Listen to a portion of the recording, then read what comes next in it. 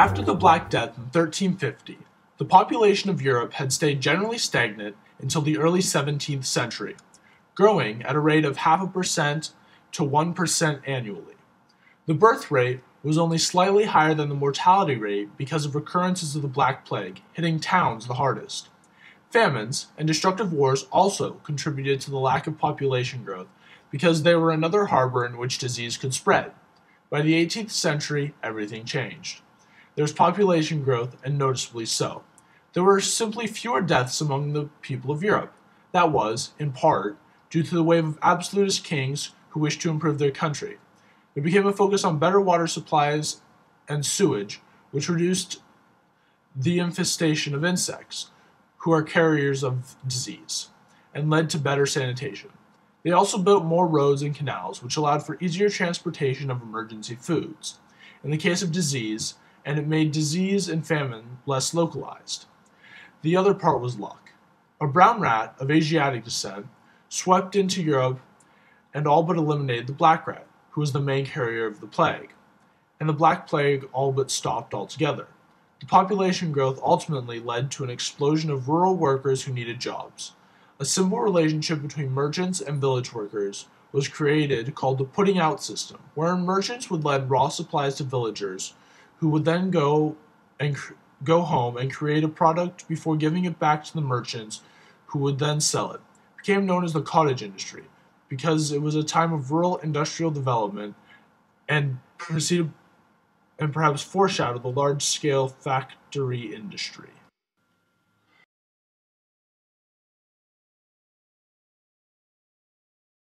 The population explosion created many rural workers who needed jobs, which is how the cottage industry started to rapidly develop.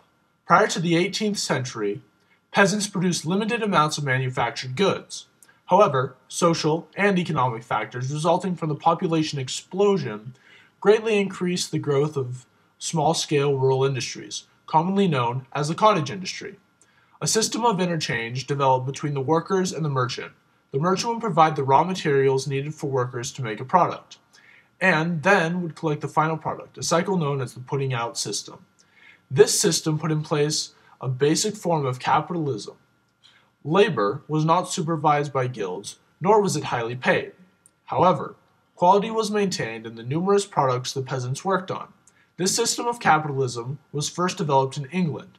By 1700, the majority of English industry was rural. In France, however, the government's early preference for urban guilds made it harder for rural industry to develop. Nevertheless, rural industry did gain the upper hand while guilds lost their privileges. Germany and Netherlands soon followed suit.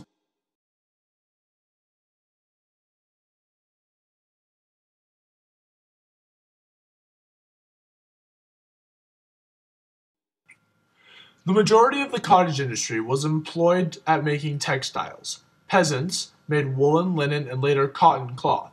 Typically, the entire family, from infants to the elderly, helped to create the desired textiles.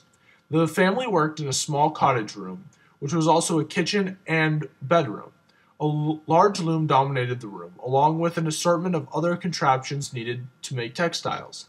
These included spinning wheels, tubs, and carding pieces used to comb the wool.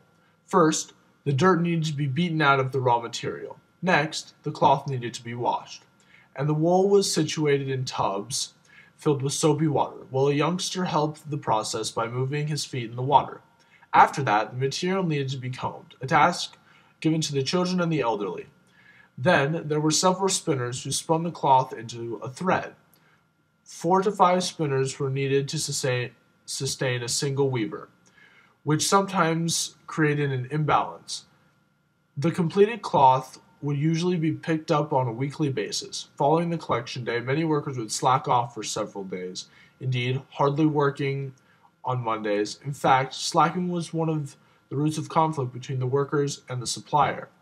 The relations were usually very tense. Suppliers often tried everything they could to siphon money away from the workers. Both sides accused the other of incorrectly measuring their material, creating suspicion and mistrust.